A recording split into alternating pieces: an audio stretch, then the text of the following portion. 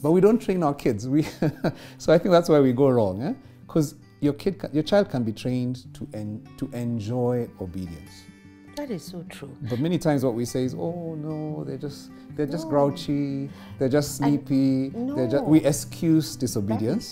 And then later on in life, you find that it becomes what they call career limiting. Yes. Hey everybody, my name is Angie Murenga. You're watching Just Angie. It's the Sunday sermon. It's the first day of December. And I have a guest who, I don't know how I can call him a guest. He has played such an instrumental part in my life, Pastor Murenga, popularly known as Pastor M. And he's written a new book, Seasons, which is really, really amazing. We're going to tell you where you're going to get it. And we're just going to have a series talking about seasons. And I think it's so appropriate talking about seasons, Pastor M, because it is the season of Christmas. Season, yes, absolutely. It's the season Thanks of for having Christmas. me. Thank you so much for having me, Angie. It's a joy to meet you again. We've not hung out for a while, so it's just good to be in your space. It is. Yeah. But I'm so excited. I think you're saying, I mean, for me, I think even I'm almost tongue-tied because it's been a journey, Pastor M, and nobody knew that it would be like this. Yeah, I remember when we met, it was a while back. What? And yeah, you were quite somebody.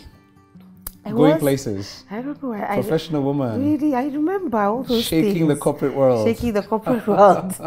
Then Jesus came and shook me. Then Jesus shook you. Hey, Jesus now decided, let me so shake you. true. You're not going to shake the world, let me shake so you. Because true. he shook me like crazy. He did. And there's so many emotions and things that are going through my head. But it's been an amazing journey, is what I would say. And I think I said in a previous video last month, we had Angie and Wendy, who I met through you, through Mavuno Church, that if there was no Mavuno, people like me would never have gotten born again, past them, and that is very powerful when I think about it, because we wouldn't have. Which church? We wouldn't have gone to church. We're going to church. We're just playing games if we went. But this church spoke to us. You know, it spoke to our time. It spoke to where we were in life. You know, Kanji brought the hang into the church, so we just felt like we were at home. And I think the passion was just to start a church for people who didn't like church. And part of it came from the fact that my wife didn't grow up in church, very much like you. Really? And so she doesn't have a church background, became a believer as an adult, and just really struggled to understand church. You know, now for me, I'm a church kid. I grew up in church my whole life. So I think I needed someone like her in my life to help me understand, you know, this thing that is so natural for you. It's not natural. It's Greek to people. You know, people come in and they just don't get what you guys are saying, what you guys are doing. And so I think she's the one God used to just nudge me into a season of just asking, okay, what kind of church would reach people who don't like church? And that's how God used her to nudge me into helping start this thing called Mavuno. But it was amazing. So that was a season. So that was it. And that time, I think you were going to Nairobi Chapel. Why? Yes. I don't even know how I got to, but I remember when I got to that Nairobi Chapel, I was like, this is the most noisiest church ever. Because the church I was coming from was very quiet, very basic, you know. So when I went to the chapel, but you know, my friend used to drive past the road near the church I used to go to, and I used to watch her car and wonder, where is she going? And then I asked her one day. So I arrived. But the thing is, and that's the thing with life, is I'd been trying to get out there to go to Sunday school, because I always say parents will always do, you want, even if you're not going to church, you want your kids to go to church. And that's so important. I think we instinctively know that our kids need values. Even if we ourselves are just like, I'm far, far, far. But it's like, I don't want my kids to grow up and make mistakes that I made. I think every good parent wants that for their child. And you see, there are even parents who would drop kids to school. I mean, to church and leave and come back. You know, it's like everybody has to go to church. I want to give them a chance. You know? And that's the thing, you want to give them a chance. Even if, like for me, we had really derailed, we had gone out from where there was a semblance of being brought up in church, but we were away. But imagine for your child, you want the best. And I tried to get her to go to Sunday school and she wouldn't go. Immediately she entered Nairobi Chapel Sunday School. That was it. I couldn't get the child out of Sunday school. And that was it. So I love that God used her as the hook, as the anchor to get me into this noisy church, because I couldn't understand the noise. I was like, this people are very noisy. But then to get into the flow of things. And then I think, talking about seasons, I'm very grateful because I got born again after you preached. Wow. So salvation, my salvation, and the salvation of my generations was based on your life. Well, Jesus just had planned for you to be there that day. And that's just the way he works. But I'd been attending for a long time. Yeah. I tried to calculate. I'd been attending for a long time, you know, but had been progressively changing, which is, I guess, the foundation. I mean, I'd been progressively changing. So I think I don't know if I ever told you, but I used to come first. So first I'd be you out on Friday and Saturday. So now church is like a haze on Sunday. Then I progressed to no more haze, to stopping to drink on Saturday, drinking double on Friday to compensate for Saturday, but being sober on Saturday. So you don't know how we think. I remember so well, yeah. But the day you said that, I'll never forget, you said that some of you are waiting for everything to change before you give your life to Christ. But Christ is saying, give your life, and then everything will change. Wow. And that just made sense. Yeah. And before I could change my mind, I stood up and I gave my life to Christ. And that was in April, I think, 2004. I remember. I'm telling you. And I remember, Angie, just walking with you. I remember you were, you know, I'll never forget about this, that you was struggling to stop smoking. Yes. And it was like, can I be saved and still smoke? And I was like, no, let's walk the journey. It's Jesus who heals you. It's not you don't heal yourself. But you made me confess. And you gave a testimony one day. There's and no you said, testimony. I'm down to 2 cigarettes. To the whole church. It's like you're a chain smoker. I'm down to 2 cigarettes now. And I was like, and guys cheered. It's like, yes. Look at how God has done it. And then God healed you completely. Totally. But I think it's, for me, and you struggled. I remember you really struggled for 3 years. But you know, and I remember telling you, some people God heals immediately. Yes. Other people He allows to go through a challenging time of healing because God is going to use them to help people like that. That's exactly why. And that's so what that happened to you. Compassion. Yes, you have so that compassion I don't just for say those it just happens like this. Yes. Yeah, and it's been with a lot of things in my life that I've had to go through things so that I can have compassion help others, on others. So it actually came true. But you made me give a testimony. You made me share. And I don't know how I agreed because when I got to the stage, I was like, this stage needs to open up now and swallow me so I can just disappear. But I did. And you know, it's like in James. You know, James says if you confess your sins to one another. You're healed. So I remember it was a February. There's some things I remember. It was February. I confessed in February. By June, done. Wow. Just because of the power of confession. Absolutely. I've seen that many times. Yeah. Absolutely. And then I didn't understand. You see, you made me confess to 400. The church was 400 people.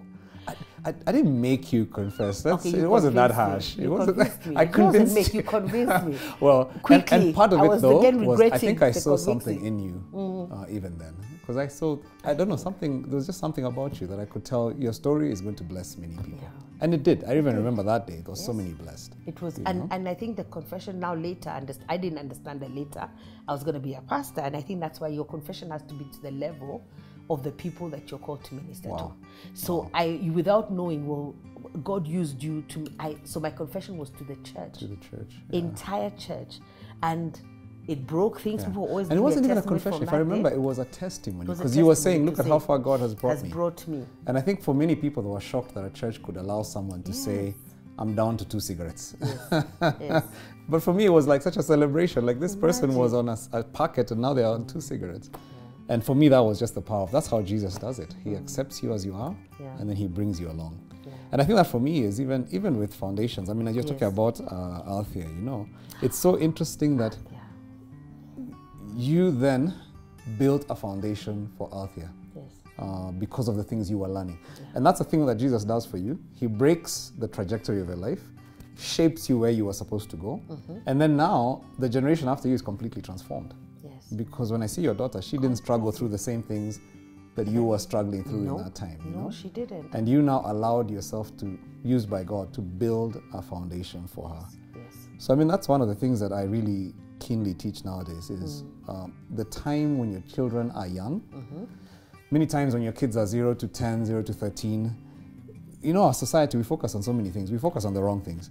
We focus on, I want to get them in the right school. You know, it's almost like there are these schools where before they're even born, you're already booking them into school to get in line because the school is so hard to get into. And we think that if I get them in the right school, then I've got the right stuff, you know. It's like we're pushing them to study. And those things, I'm not even saying studies are bad, But what I'm saying is the most important thing you can do for your kids at that age is teach them values. And I think that's what you're saying. I loved what you said, that even if we struggle with those values ourselves, we instinctively know our kids need them. Yeah. You know? And so how much better it is as a leader if you could just understand the importance of building values in your kids. I mean, you probably struggle with this, huh? I employ a lot of young people, and just because of the role I have. And I just find that many young people struggle with stuff. And I find that the stuff you're trying to teach them is stuff they should have learned because their parents didn't teach them the foundation stuff. Yes. So very simple things like obedience.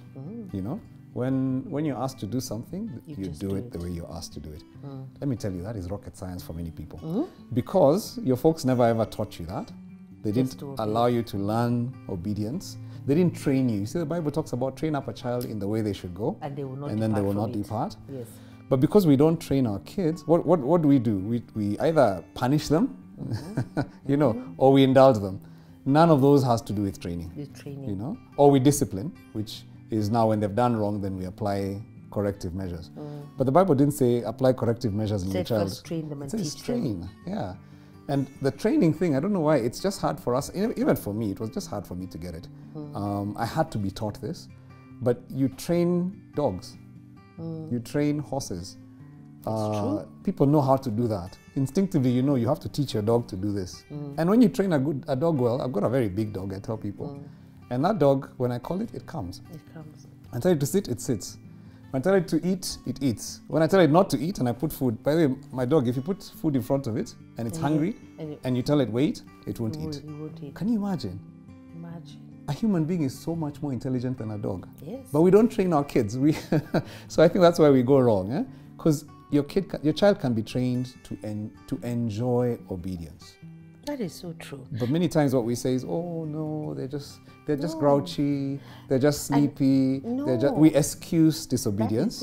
And then later on in life, you find that it becomes what they call career limiting hindrance for people. Because I was thinking even like with Althea, I remember and I think also for me, it's also because of having parents who trained us, you know, so then it also flowed. So I remember one of the things that she used to do is on Friday, and from kindergarten, she'd have to do her homework on Friday because she's not going to do it on Saturday and she's not going to do it on Sunday. So when she comes home from school, get your homework done, pack your bags for Monday. Yes. Get ready. Then you can relax. Do you know, even now, even when she was doing her master's degrees, her dissertations would be in a week early. Her teachers were telling me everything, she still flowed in that thing of get the work done way before it is due. Yes. And get ready for the next week. So it's still a habit. So you're trained, you see. That is still flowing in her. And you didn't know you're training a university person. I didn't. And it'll probably work in her own life, her marriage, her parenting, her career. All those things that you trained actually come into play. So many times I tell parents, when you see your kid throwing a tantrum and you excuse it, just extrapolate it by 16 years. Yes. And just think of that 18-year-old throwing a tantrum at you, and the problem is at that point, if they land a punch on you, it'll be painful. Yeah. It can even put them in jail. Yeah, I always but you're the one who's training it. To jail. Exactly, you're the one who trained that in them, because your indulgence trained lack of responsibility, lack of obedience. So I think one of the things about seasons is understanding that your child's season, there's some values. So like now, I mean, in the holidays, many times what we're doing as parents, we're trying to contain the kids. Yeah, trying to find many activities for them to do. It's like keep them busy. And keep them with other people. Yes. As opposed to understanding, I have a unique opportunity now to train the values I should train in this child now. And even what are those values that I can train, so that by the time they're 18, they will instinctively know these things. You know? Like for us, I don't know, my parents, all the help would go over holidays. That's training. Those are good African parents. You learned how to cook. We cooked. You learned how to wash. You learned how to wash clothes. We did the outside. We were even horrified. You learned Pick how up to the leaves and like, wait, tomorrow there are more leaves. We're like, what? My mom would send everybody away. Exactly. And she was like, you guys get the work done. And we'd work, put in a schedule, and we did it. And the problem is our generation, many of us went through that. But then what do we do with our kids? We spoil them. We're like, I don't want them to go through what I went through. But you're forgetting what you went through. What you went through made you who you are. Absolutely. And so teaching them, and my wife is a ninja. I mean, she taught our kids when they were very young to wash their clothes, I mean, to wash dishes, to cook. So my kids, I mean, by 12, my first daughter could cook the full meal.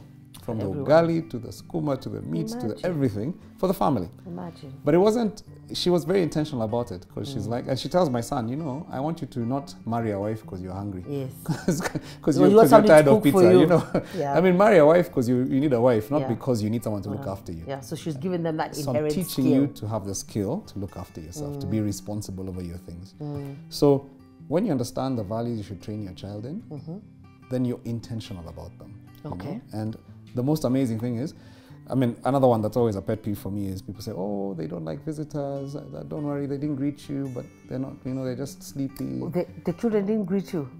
And that's never happened to you? No. Like you enter a house and it's like the child sits in the corner and sulks. Come and greet uncle, and child's like, no. That will be World War 15. and you hear them being called daddy. Come and I'm like, that's not daddy. That's a real little rebel in your house. You need to be chappered. So because of not teaching them that, then they end up becoming employees who I don't feel like greeting people in the office today. You know, it's just you've taught them that their feelings are the most important thing. So what do you end? You end up with a generation of feelings. Like I don't feel like going to work today. I don't feel like talking to people well today.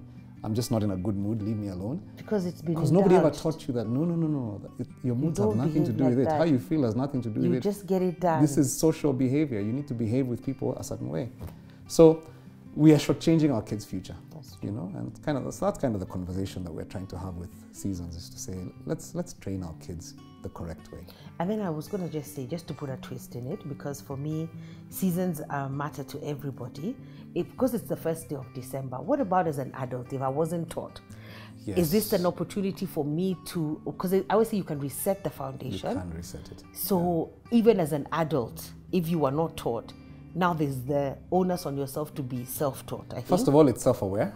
Yes. Because then you understand. Start understanding. The reason you don't get along with people well is because you didn't learn to master your moods. You woke up, you've got a cloud over your head, and you let that cloud rule your day, as opposed to commanding your morning. Yes, and setting the cloud to move. Yes, it moves because it's not the one that controls you. Nobody taught you to do that, but you can start to learn. You didn't learn delayed gratification. Those are some of the things we teach our kids. Nobody taught you that. So for you, it's like, I get money, I spend it now. I spend it, I don't save it, I'm impatient when people are talking to me. I don't even want to listen. I don't want to do. And it's almost like I recognize that in myself. Then I say, what do I need to start doing now? Because I realize that's not how it's meant to be. Yes. You see, when you normalize it, then you accept it. Yes. But when you realize this is not normal, this is not what was meant, then you can actually start to take remedial steps to help yourself grow. And reset that foundation. I mean, in the office, the people who get promoted are not the people with the best papers. No. Think about it. No. It's the people with social skills. It is. But we didn't teach those things to our kids, you know. But you can also self-teach now. But you can start You can find a way to self-teach and to learn and become aware and deal with one issue at a time. Because it's December and we're always making New Year's resolutions. But you can start, I think what we're trying to do is challenge you to also start having that conversation. If you have children, begin to train them in the way that life should go. Because, and I like what Pastor M said, if you're having a problem now, just magnify it, amplify it 20 times, because this is going to happen as the child grows older. If you're a young person and you've already grown up, or even if you're young at heart, even like me, and you have issues, because I'm finding I'm doing that, there's some things you need to address. You need to see, I did not get this correct foundation. How do I reset it? And how do I correct it so that I align everything in life to flow in the direction that God has ordained. And we're talking about seasons, the stages of a leader's life. And I know Pastor M is going to tell us where to get the book. But we've come to the end of today's Sunday sermon. But we want to pray for you, and Pastor M will lead you to Christ, because that's also a foundation. Absolutely. Oh, yeah. For me, the day I got born again, that was it.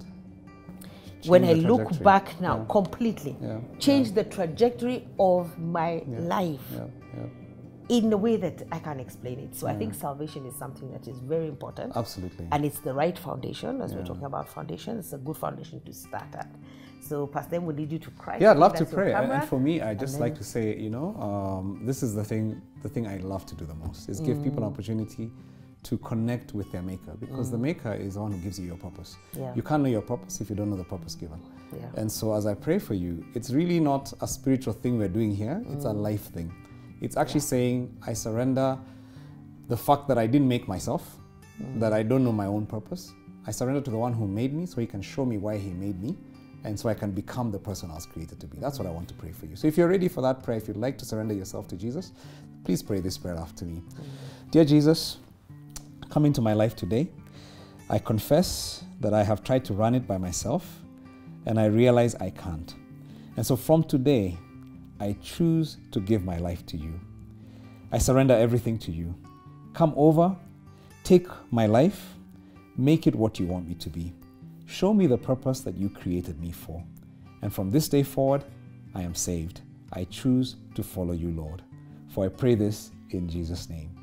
Amen. Amen. Amen. Amen. Yeah, congratulations. Thank you for praying that. Yeah. So find a good church, get disciples, because that's the whole purpose of Christianity, is to get disciples. Absolutely. Immediately we started Mizizi, which was the believers. Foundations class. And then now, I got disciples through many things. So you need discipleship, you need to join a church, you need a community, and you need a family. And it's the first day of December, so I really pray that you reflect on everything that we have spoken about. God bless you, and see you next Sunday.